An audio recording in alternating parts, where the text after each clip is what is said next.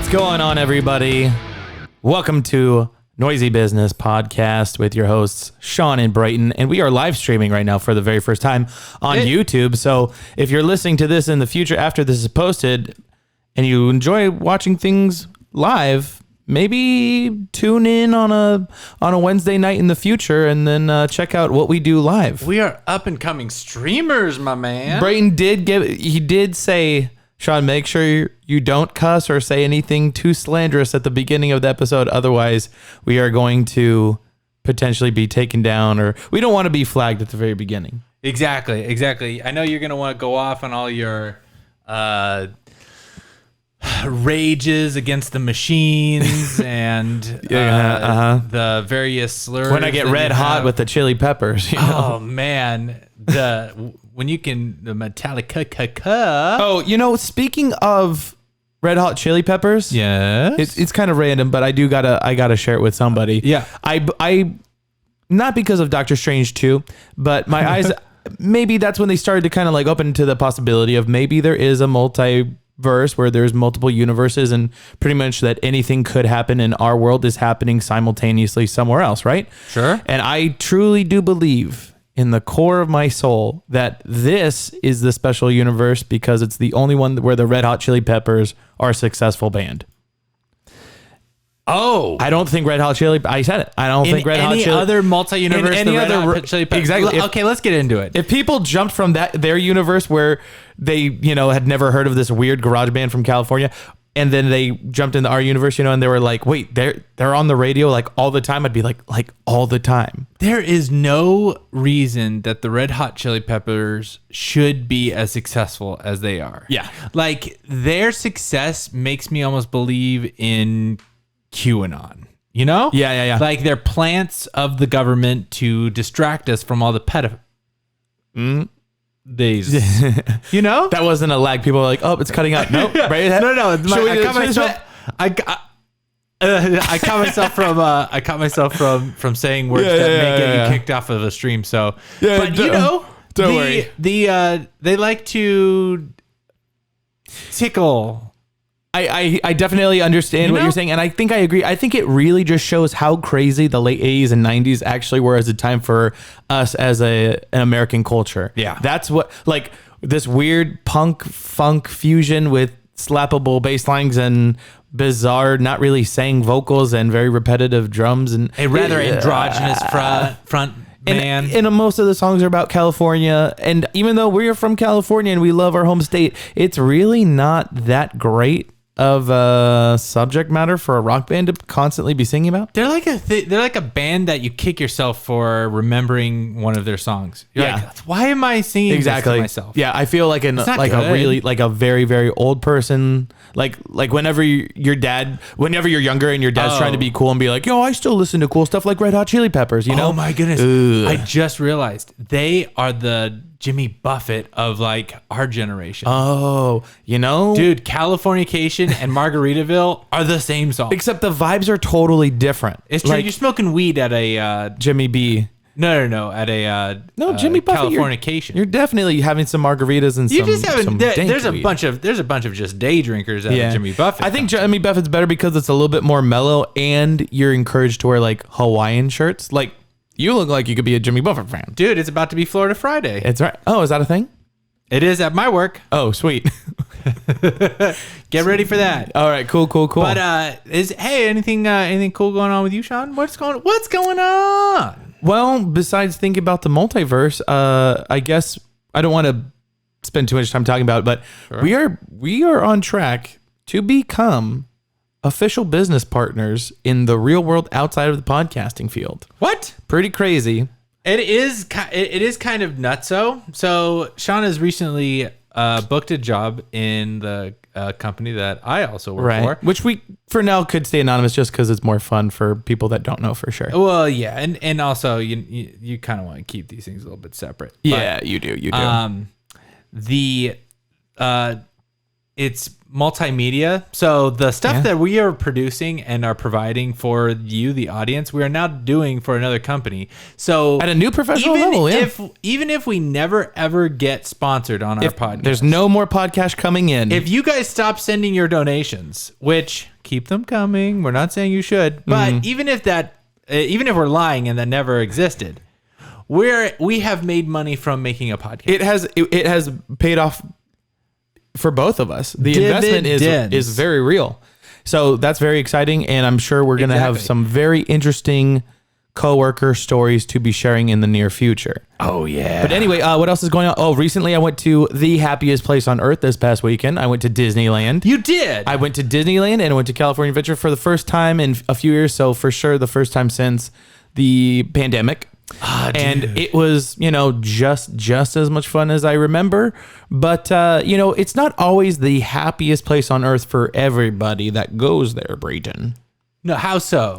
Well, as soon as you're done playing your game of Tetris on your phone, I am posting on social media that we are currently live, people. Oh, wow. Wake up, everybody. Come on. If you're rewatching this stream, it appears that we have one viewer. What's going on? It might be me. It might be you. Yeah. Let me know when you're focused and wow, got me all jumbled up. So let me set this up. So you were at the Disneyland. I was at Disneyland. I did check out Rise of the Resistance and Star Wars Land for the first time. Top-notch ride. Really raises the bar of what a park could create from scratch, really. As far as an amusement park ride goes. Fantastic. Super immersive, 4D basically. It felt like I was on DMT in a galaxy far, far away a long, long time ago. Mm-hmm. It was very, very fun. But anyway. Now, I just wanted to kind of get on this with you. Okay. Where getting onto the Star Wars ride, the Rise of the Resistance. Rise of the Resistance. Yes. Did you know anything about it? I purposefully was trying to stay in the dark as long as I could because the less I knew about this ride, because everybody was saying it was so cool, the more I was going to be caught off guard in a good way. For sure. Now, when you first initially got onto the first portion of the ride, were you kind of disappointed? Where you're...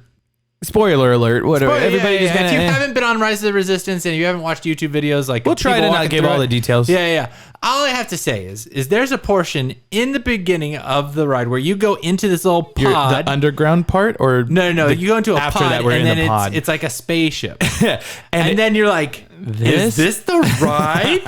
This is the worst. I can't see anything, and it's not even really moving. I'm just standing there. Yeah. And then the doors open. It kind of feels like a subway, like a subway train in New York, but in outer space. And you're kind of like watching these screens all around you in the windows. And for a second, it's kind of like, why did I wait in line for this? Oh, if I had waited in line for more than 5 minutes to get on this ride, I would have strangled somebody. Oof. If that's where the ride ended, I would have just hugged someone's throat. Very tightly, very caressed wise, and I would have ended my time there. Exactly, and what they need to do is have some kind of sign or person in character being like, "This isn't the ride. This is just the thing that's going to take you to where you get off to the next part of waiting in line." Yeah, I wish it was a little more clear. But it's kind of fun not knowing. It was good. It was good. It's really fun because if anybody knows Star Tours. Recently, whenever they renovated that ride a few years back, they always choose like one person that's the rebel spy, Yeah. And on this one, basically the entire audience, everybody that's in the small group, going through the ride together, is basically part of the rebellion, the rebel alliance, whatever. Yeah. And you go through the ride under the microscope of the First Order, not the Empire. And it's nice. Yeah. So it's super, super cool. Oh, hold on, Saints. We actually have somebody commenting right now. Oh. And you can't do it on your phone? What's up? What up, Jen? Wow. The echo and reverb is really bad. Nice. It's our first time. Sorry, Jen. What? We don't know how to fix that. Yeah, this is like a trial and you guys are our guinea pigs right now. But thank you for letting us know. We'll have to figure that out. Let's see if the lag or the audio from streaming on the Bluetooth is better. All right. So anyway, like I said, I was at Disneyland and setting up the clip for you guys. You might have heard in mainstream media that there was a proposal at Disneyland Paris that did not go so well. Say it ain't so. Yep. Mickey came out and he beat somebody up. All right. Mickey himself? Well, French Mickey. So you ready for it? Let me know when you're good to go. Yeah, keep it going. Cool. Welcome back to the Big Saturday Show. It is time now for the best part of the show. Big Saturday Flops, our picks for the biggest fails of the week. I'll go first. Take a look at this, guys. Look very closely because I don't want you to miss the most important part. This is a Disneyland proposal gone very wrong. Let's keep playing that a couple more times. The memorable moment was ruined by this Paris Disneyland employee who not only scolded this couple, but if you look closely, he snatched the ring out of the guy's hand who was proposing. Epic fail. Oof, epic fail indeed. Oh man, he came in there so quickly. Like the dude dropped to one knee and just pulled it and was like, out. Yeah, I would have been so. That's not how you ruin somebody's big moment of dropping on one knee. So let's kind of like break it down and understand where we're coming from on all this, right? Right. So the guy knew he was going to propose that day at Disneyland. Okay. And he knew that he wasn't supposed to be up on this platform, but he asked a separate Disneyland employee if they could, because he's like, I want to propose. And that other employee said yes. Oh, it was a separate one. So whenever he got down on one knee, he thought he was, a golden boy. He thought it was going to work out just fine. Oh. And a separate guy runs up and he actually takes the ring, like the video said, it takes the ring out from the dude's hand and is like, nope, we got to go. Like, we all knew the French were holes. Yes, of course. They are holes, but to ruin somebody's some of them are moment like faces. That. Some of us try to only get married once in our lifetime, which means you only get to propose the once. Hopefully, if she says yes the first time, right? Oh, and this guy needed her to say yes. Yeah, and and on the interview that they did with this guy afterwards, they're a couple from Germany, and he wasn't even sure what her answer was because the guy ruined the whole moment. Oh, so it said afterwards, after the video was done, like we're recording and stuff, they went over to a bench over by a cafe, and she they put the ring on her finger, but the ring on her finger, and they watched back, yeah, and then removed it. But if you think I'm going to say yes to you now, I will not. It has been botched, and I will not marry you. What's the rule for that? If you can't, if she says no, in Disneyland, you have to pay for more tickets and take her back and do it the right way. I will not tug you off in the Matterhorn anymore. Babe, we're German. That's all we do. Babe, just pop a Ricola and we'll go up to the parts of the Caribbean. If you know what I mean. No, just bob my sled on the Matterhorn. Yeah, how about that? How about you make like a avalanche and fall on my Wiener Schnitzel. Okay. No. It's lost in translation. It's very funny if you actually just said that in German, but in English is it just kind of loses its momentum a little bit. Yeah. Oh wow, we have 5 people in here now. What are you guys doing here? We heard. I would just like to apologize as more people are coming in. We heard that the audio is a little bad and obvio's the video is going to be a little bit lag. But we do not know how to fix it yet. This is the first time we're doing this, so stick around. What else happened at Disneyland, Brayton? Well, no, you were the one who went. That's right. I was the one that went. Yeah. So did you hit any children? Did you hit on any women? You are in the market. So were you perusing, trying to find, were you maybe predatory, as they say? Is it just dating, or is it now you're a man, so you are a predator. Be careful with your words. Listen, Johnny Depp just got out of the woods, so we're trying to it's looking pretty good for dudes right now. No. I went with a couple other friends, and I was kind of third wheeling it. Oh no, a lot of the day, but it's fine. It's with my good friend Drew and his girlfriend Callie, and okay. And the longest I waited in line was probably 45 minutes. We spent 20 minutes on average in lines that day, per ride. And it was really, really chill, really fun. Pirates of the Caribbean is still closed. even though the trial's already over, we already know Johnny Depp won. They should reopen it with just more Johnny Depp throughout the ride, I think, at this point. Just make all of the characters Johnny Depp. Yeah. Like that shouldn't be a problem, right? As soon as Disney is like really ready to apologize, not only are they going to be like, yes, he's going to be a big part in the next Pirates movie, but they're going to remake all of the faces as Johnny Depp in the new Pirates of the Caribbean ride. That's why they shut it down, because they're like, we have to be ready to roll if this goes either way. I heard that they were originally going to make the lady in red from the original Pirates of the Caribbean, Amber Heard, but then pending the case, they were like, you know what? We need to get with the times. I heard that they just couldn't. Were you flagged already? No, I believe the camera might be going out.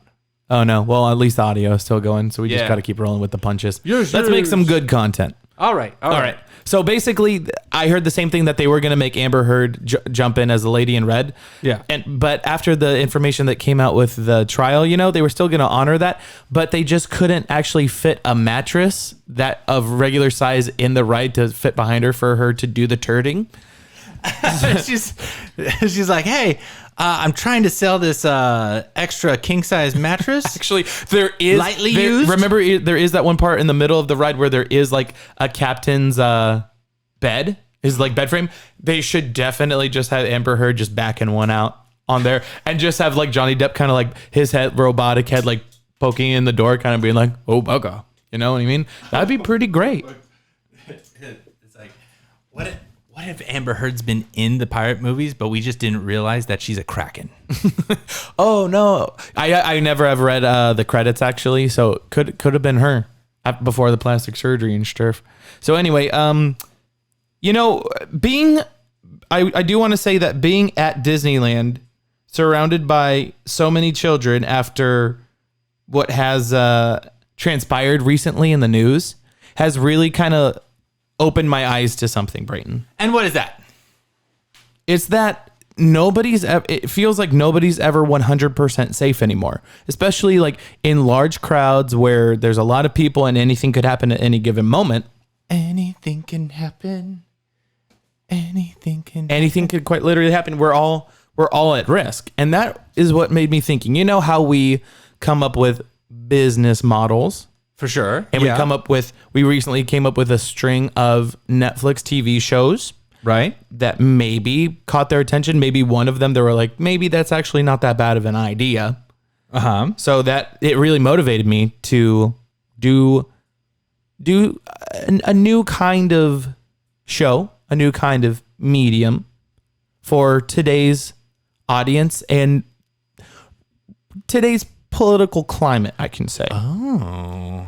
Okay. All right. Well, let me know what we're dealing with here. All right. My name is Sean. Welcome to my TED Talk. Let's see if I got the music ready. Explain to me.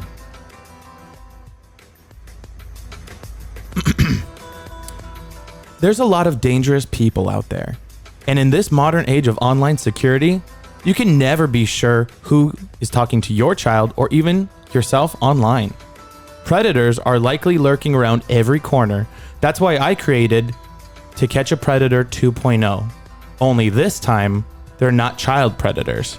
They're actual predators. Stay with me. Do you know how many bears, cougars, and sharks attack people every year in the United States alone, Brayton? Do you know? I'll let you know. Over 47,000. Over 47,000, with nearly 8 of those people dying every year. Nearly 8. That's 8 too many. Or nearly 8, I would say, because between 7 and 8 on average. Anyway, I say no more. No more allowing these predators to go unchecked. Oh, no. Predators usually target the young, the weak, and the sick. So obviously, children are still the at most risk for any kind of predator, traditional or child. Don't want to be taken down. Don't want to be flagged. Got to make that money. On To Catch a Predator 2.0, we will lure predators by using fake accounts and engaging predators by making them think we are nearing. We are making them think that they are nearing unsuspecting prey. Just check out this clip with host Chris Handsome when a grizzly bear thinks he is invited over to a child's house when his parents were gone. I will be playing the part of Chris Hansen. Okay. And I will be the bear? Yes. Okay. Are you going to knock as a bear?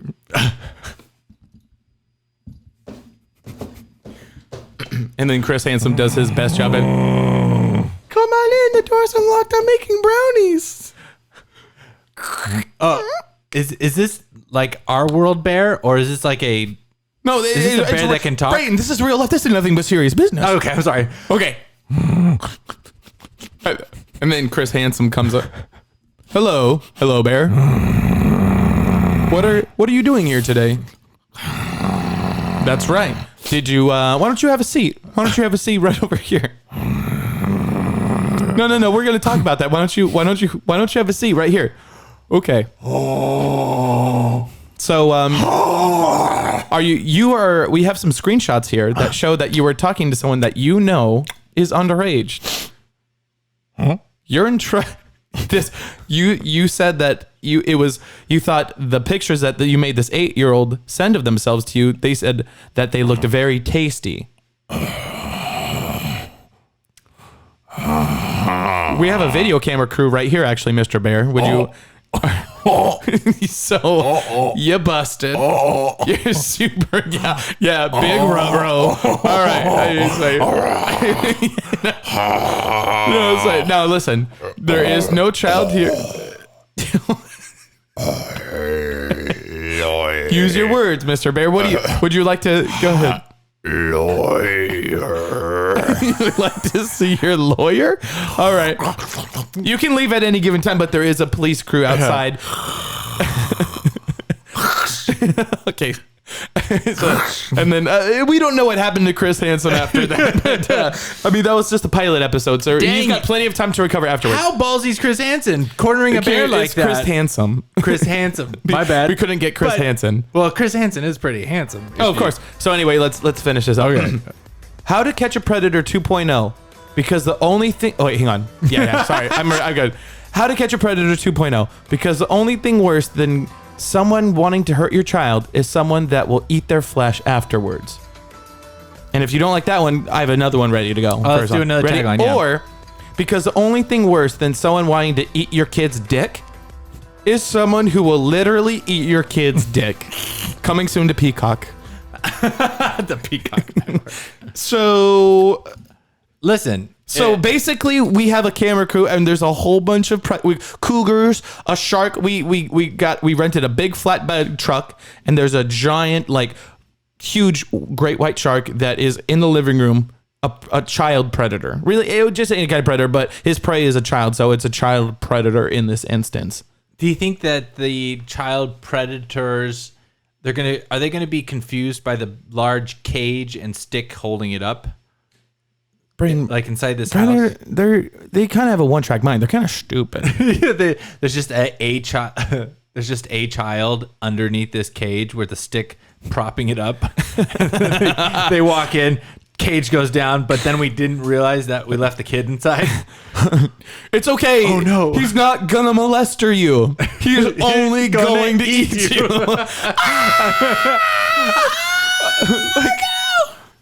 So anyway, to catch a predator, or we could just do it like wilderness style, where there's a bunch of people, a small group of people, reality TV show style, and there can only be one winner, and the first person to catch a predator wins. Oh, dang. So you're like out in the wilderness and you got to catch predators. So man versus nature style. This reminds me of a bit that I was working on that I never could really make it work. But here's the premise of it. Okay. You know, okay. Sure. I think it should be legal to, what's the very, very bad thing?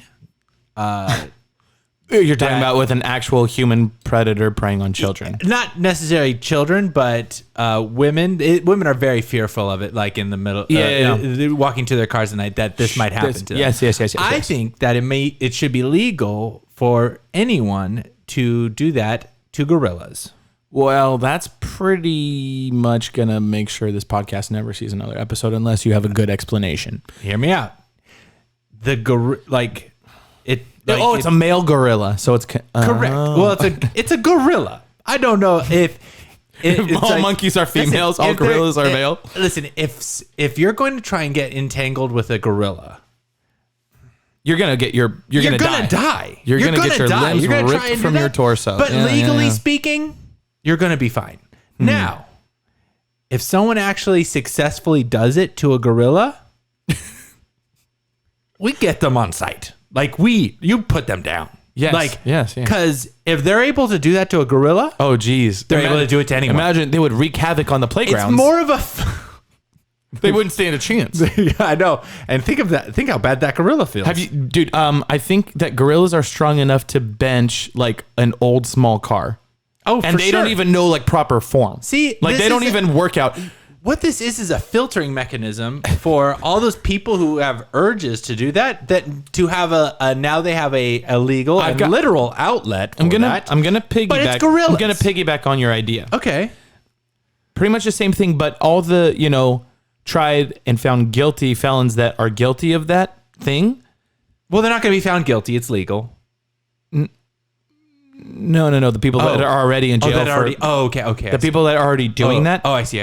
We use them for the trial run. We throw them in there and we're like, try to do what you got arrested for with this gorilla in this cage. And they're like, but I'm going to die. And be like, well, me? Try to take him out. Hey, listen, when was the last time you felt in control of your life? If it makes you feel any better, it's a bisexual gorilla. Because it's Pride Month, we had to say it. Dude, what if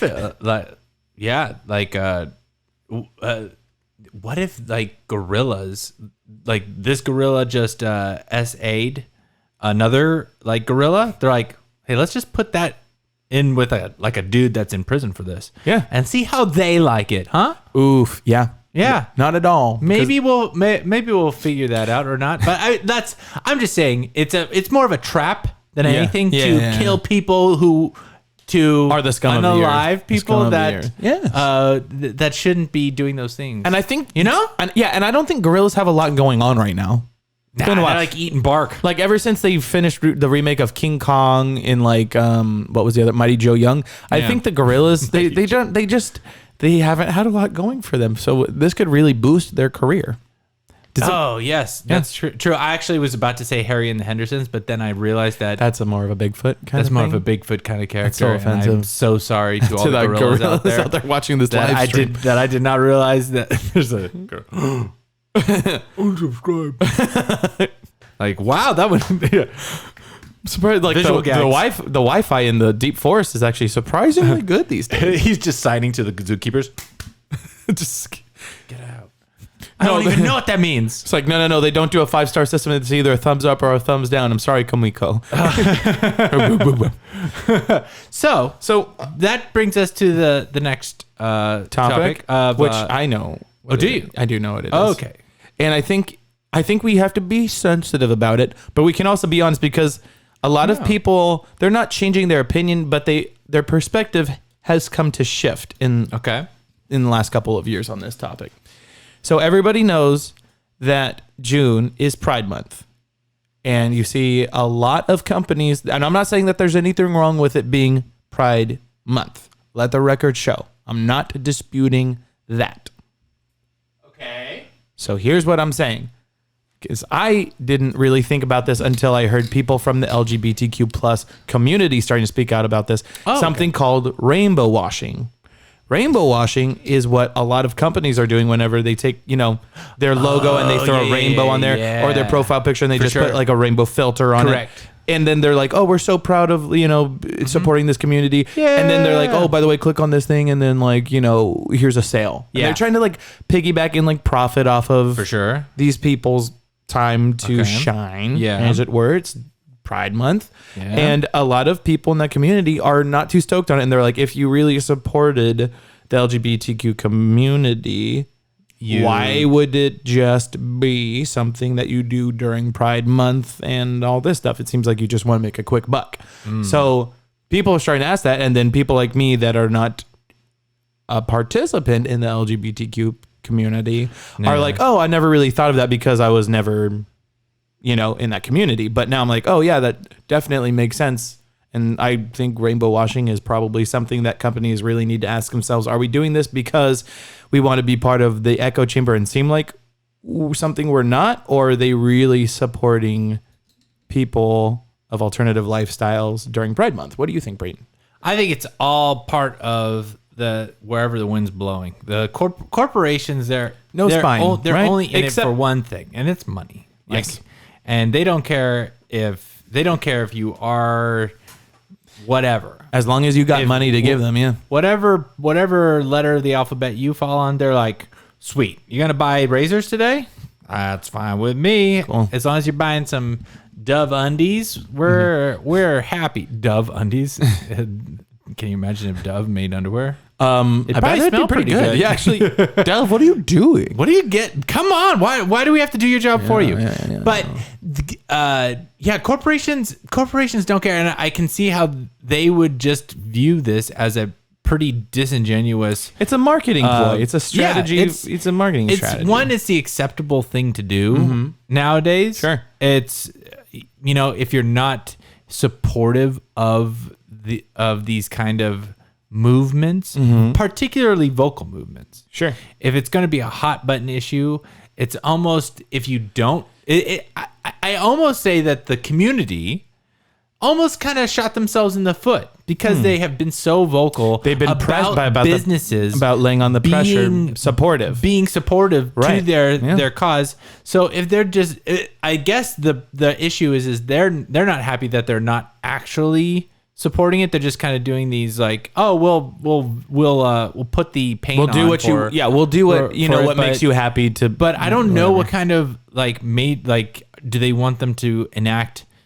policies and whatnot? Exactly, because how much of these independent companies, how much of these independent companies actually have to do with that community? Like, because a lot of something like Einstein's Bagels or a place that Jiffy Lube oil change. Like, what do they do that is directly connected to, besides like showing respect, admiration to these people that are already their customers? Like, well, I think the LGBT community uses a lot of lube. I think probably more than the average person. I don't know about how many Jiffies, but a lot of lube, I believe. Yeah. I don't know how many cooks they have making cornbread, but I'm pretty sure they use quite a bit of Astroglide. So basically there's two ways that companies can handle this, and a lot of them are doing what you're saying, kind of just like going with the flow, not really having their own morals, even if it's in line with what they believe in. They're just like, whatever you guys want, we're gonna just like follow the current, so we don't get left behind. Right. And then that's kind of been steadily progressing over the last 10 or 15 years. And now it's pretty shocking when people see that companies aren't doing that. By the way, America is one of the only big countries that does that. Whoop, whoop. Or there's other companies that decide to just focus on customer service. Well, I think what also, and I've seen this before, what a lot of these companies do is like, you can see the different social media profiles that they have in different countries, and they do not change their profile pictures for countries that are, shall we say, not as friendly. Yep, because every company that has a branch out in the Middle East does not believe in this. But here's the thing. If you are an international company, you are kind of catering your social media profiles to that particular culture, that country. Yeah, exactly. Whatever like in America, we do have that open mind, and we do have that celebration or support for what that is. Right. That may not be true in other countries. So to be mad at the company for kind of not treating everybody exactly the same. It's a good point, because it's just a sign though that it's about money. They're not good. They're not taking a stance on really anything when you're that big, because they're just going to do where the money flows. Right. So my biggest point that I want to make on that is the people that are trying to be those whistleblowers and being like, this company, this international company, like you just said, is treating their people over there different than they over here. Don't you think that's like bias? It's like, well, I think that you should be thankful that you're in a country where, you're not only now allowed to get married, like, you know, marry the person that you love, that's the same sex or whatever you identify as. You can do pretty much whatever you want in this free country. But instead of celebrating that and being thankful for something like that during Pride Month, you're pointing the fingers at other companies of people that aren't as fortunate. And I don't know if I was inside and part of that community, if I would have the same input as I am right now looking from the outside in. It's just a really interesting thing because it hasn't been too long since gay people have been like really culturally normalized and accepted in our culture, like in our lifetime, I would say. But then there's places like North Korea and China and pretty much everywhere in the Middle East where if they find out that you're gay, they can not only just throw you in jail, they can also like have you killed. Yeah. And that's a kind of a eye-opening thing, don't you think? That even though it might not be perfect for everybody, that's part of the LGBTQ LMNOP community. Right. Every other letter, it seems we're going to keep adding letters. Yeah. But it's don't you think that's interesting that people, it's never going to be enough, it seems. It's kind of my bottom line. Yeah, I think so. Is it not good enough? Yeah. I am way, way, way more curious on how people have so much energy for this. I have barely enough energy to come up with ideas for this, like podcast. Like there's so many things that, and I'm so glad that you're part of this because you come up with some legit stuff. I'm just playing off of you a lot of the time. But for somebody to like be concerned about the companies that don't really care about you, to be so up and bothered by, I mean, I guess that, you know, we're two straight cis white guys that you know are kind of just participate. Like, I guess it doesn't bother us because it doesn't involve us to a certain extent. So how does one kind of address it? I mean, the thing is like there's also issues that, you know, guys are dealing with, and like I don't have time for that either. I'm just trying to take care of my beer belly and my children and get to work on time and like what? Yeah, exactly. We've got enough going on in our own life. How do they find the time? I understand like the energy and the passion, but where do you find the time to actually do this? Because what about every other company, every other time of year, the other 11th? Do you ever get upset at a company for not falling into line with your political beliefs? No, like, because they don't give a fuck about you. Like they're there to make money. Like last year or 2 years ago, Gillette posted a thing about like masculinity or whatnot. Okay. And people were like on the conservative side of things were like outraged about that. And I was just like, cool, I guess. I don't know. Like I just buy razors. Like what I don't get is the like why everybody is so bothered by everything. Like let's just chill. Let's vibe. Let's get to a Jimmy Buffett concert. And let's have some margaritas. Let's get some margaritas. Let's pass a doobie around. And maybe, you know, we'll just we'll get around a group and sing Californication. Oh, I will never participate. So really, there's that. And then there's a lot of people don't like them because they're sticking to their ways is a company like Chick-fil-A. Who actively does not participate in supporting Pride Month. They don't because they don't throw a rainbow on their logo. So that's basically all these other companies are doing. See, they're not changing anything else, just like all these other companies. They're just staying true to themselves. That tells me that it is like an activist kind of thing where it's like when you're pointing out companies that aren't participating in a particular thing, like that's really too far. Yeah. It's like if somebody wants to be part of something and be part of the movement, be like more power to you. But don't force other people to be part of it. Like don't force your way into trying to change other people into activism. Is there like a course about activism? Like what you need to do is set up a Twitter account. And then you're going to need to follow all these different brands. And if they go outside of this box, you need to Call them out. Post about it, tweet about it. Maybe even call your congressperson. See what they have to say about all these things. Follow them home. Maybe go to their house. See what kind of dinners they eat. This is just activism. It's about being an agent for change. Yeah. And if you're not part of the change, we're gonna change you. And if you don't change you, we're gonna pump you full of hormones until you do. We're gonna be pretty abrasive. It's gonna be pretty, and your children, and all that, and rant over. Sure. But tell me how you really feel. But it's like I just don't. The term activist sounds so strange to me because what is actually being can I be a accomplished? sitivist? What is that? I want to just sit. A sitivist. I want to be part of the party that just let's just sit down. Yeah. Let's just not do it. I mean, I guess that's called a slacktivist. What I think, but a slacktivist is someone who basically just tweets and interacts online, but they're not agents of change. They don't have any real maybe backbone. Before you tweet out at that company that didn't have a rainbow sticker for the last 4 years, or if a company that does, but you don't think that they're doing enough, like that those empty gestures are just that empty. Maybe you take a look in the mirror and see, what have you done actually? Ooh.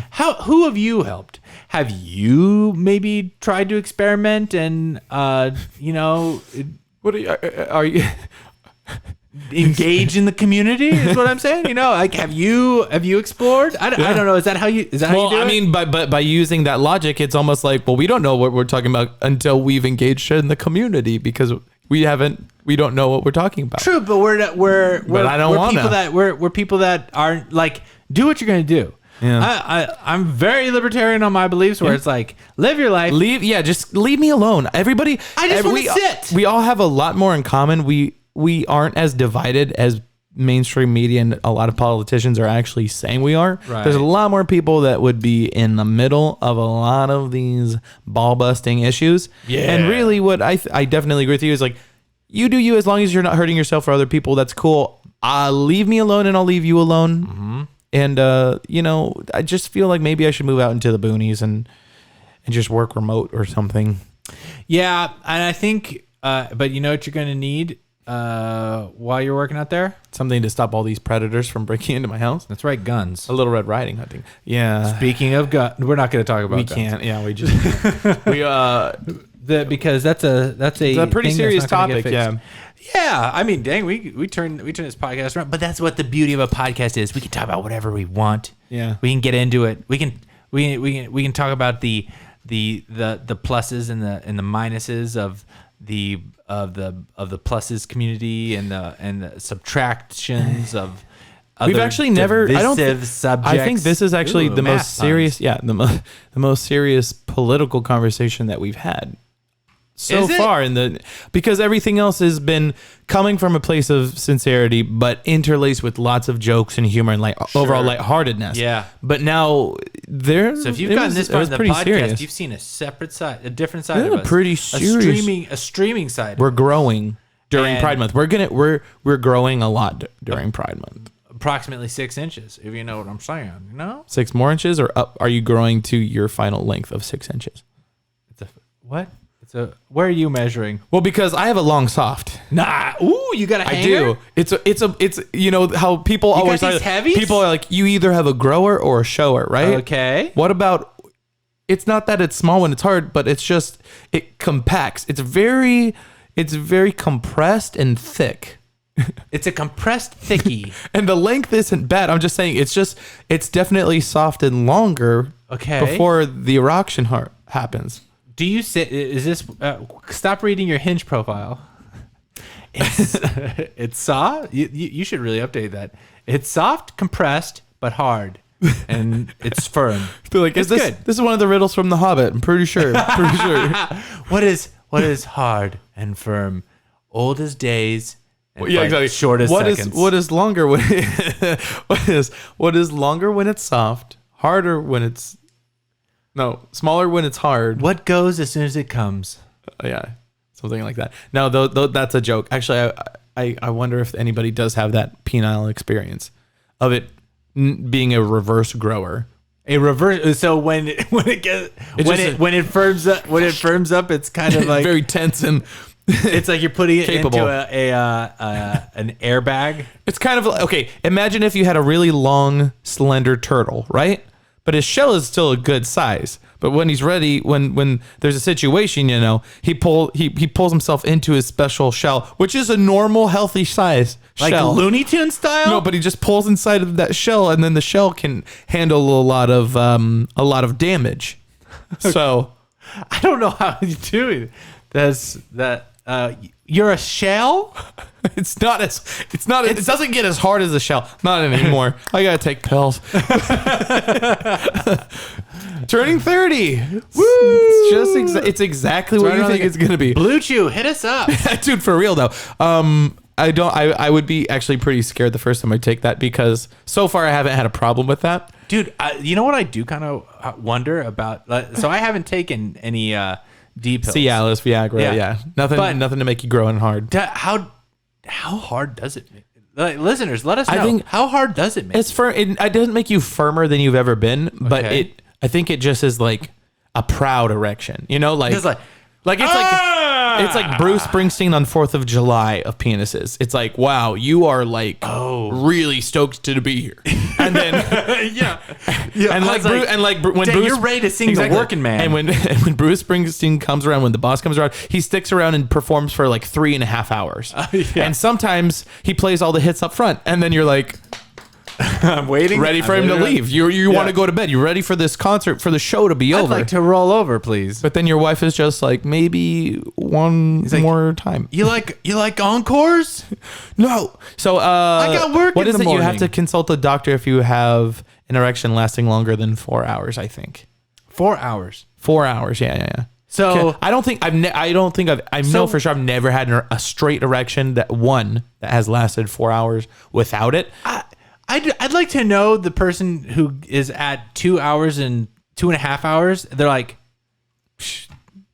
this will probably go down soon. Like, yeah, it's the area for concern of how long that is. We need to bring that down. Like, if you have a listen, guys, do you really need more than like 35, 40 minutes? Right, exactly. For one, I'm not saying not saying like an all night thing where you go round after round. No, I'm saying for one. For one, you're right. If you bust your nut and it's been over an hour and you still have that thing going on, don't wait 3 more hours. You should be like, oh no. But your wife, you're not a hero. But would the women or the sexual partner, would they be excited about it though? Would that be? I feel like they wouldn't be more intrigued. They'd just be like, he's still here. It's kind of like when your brother would be visiting from out of town or something and be like, you're still here? It's like, you're still. Shouldn't you be going? I'm trying to go to bed. I pulled out the futon just for you. Can you tell your friend from college to go? Yeah, he's overstayed his welcome. Yeah, I do. I don't get it. I don't understand it. Well, and maybe we'll do a deep dive, and maybe we'll find a new sponsor. I think maybe the first time, if I feel like, in the future when I'm getting older and your body changes and it happens, maybe I'll do a half pill to start. Ooh, and I'll do the other half? Yeah. What if we do a half C's, then get on the podcast and see what happens? Okay, there was a small segment. See how on that comfortable show. we get? I know, right? There was a segment on Tosh.0 where they give the guys the heavy duty Viagra thing, and I think they put on homosexual pornography. Yes, exactly. And then whoever got an erection first loses. Oh, that's such a good bit. That's so bad because, man, I feel like there's that one guy that's like, I didn't even take a pill. I feel like whenever it's outside things that make you like inebriated or just alter you, like my tolerance is not like low. I'm not like a lightweight when it comes to like drinking or something, but like the first time I'm doing something before my body gets adjusted to it, like it's pretty potent. So I would be pretty concerned the first time I took a pill because my body would be like, yeah, because don't they have to poke your wiener at the hospital and they have to like drain the blood from part of your penis. What? Yeah. And waste all that good juice?